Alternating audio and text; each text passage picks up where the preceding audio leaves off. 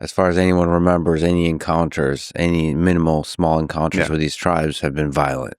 Extremely violent. These tribes have remained alive because of their violence, almost like the Spartans or the Comanches. They seem to have adopted violence as a first response to contact.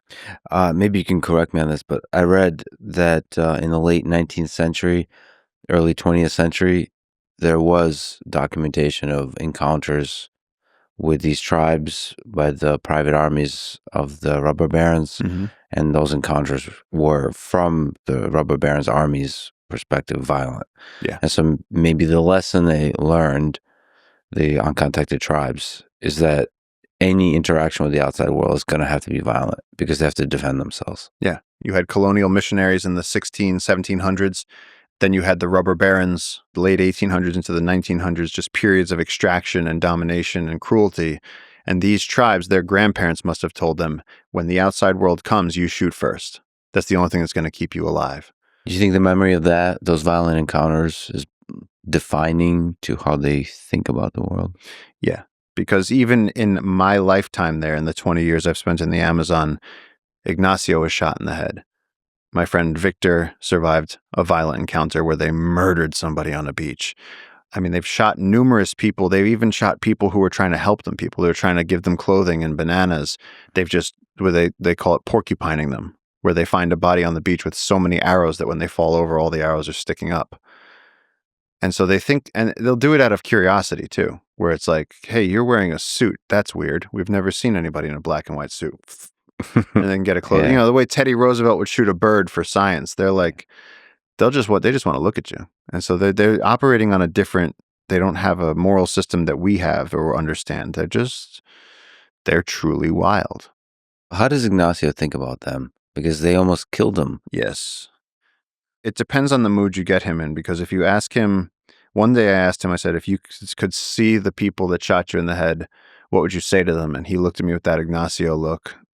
And he said, I wouldn't say anything. I would kill as many of them as I could. I said, okay. He also had a time where he was in a really remote guard station working for the Ministry of Culture, and they showed up, and he knew that they were going to kill him. And so he climbed up into the peak of the little structure there. And just like, you know, like a dog in a car, that greenhouse effect, in the top at midday with the sun beating down, he was huddled over a mattress while they were walking on the deck, moving pots and pans and looking at our items and artifacts. And he knew that if he was found, they'd kill him. But if he stayed up there, he was literally frying to death. He said he was soaking the mattress. He could feel himself dying for 2 hours. He had to stay there. And he was constantly making this decision of, if I come out, I die. If I stay here, I probably die. He's like, probably die is better than definitely die. So he was terrified. And so as they're screaming, Mosh, go, and everybody's running and women are lifting children, Ignacio comes and finds me, and you can see in his eyes, you can see when somebody has that PTSD response where he's breathing heavy. He's moving behind trees. He's keeping me close to him, and he's going, look there. He has a bow. He has a bow. And we're looking up the beach, and there's just this clan of naked men walking down the beach with these 7-foot bows, and they're hunched over and they're pointing at us. They're going, look at that one. They're going, look, there's a gun there. And there you can see them communicating to each other, and the butterflies are swirling off the beach. And, you know, in these moments you go, am I entering a moment that I can't, is this a one-way door? Is this not something that, is this an irreversible situation? Because there's an unfolding situation where they're coming towards us.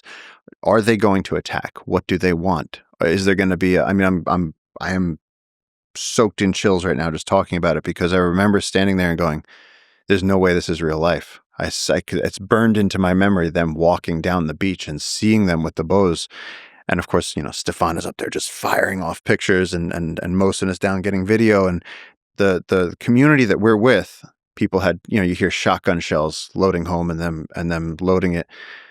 But they're getting ready. And there's this one guy, this anthropologist named Rommel, who has been the only person who has communicated with them peacefully.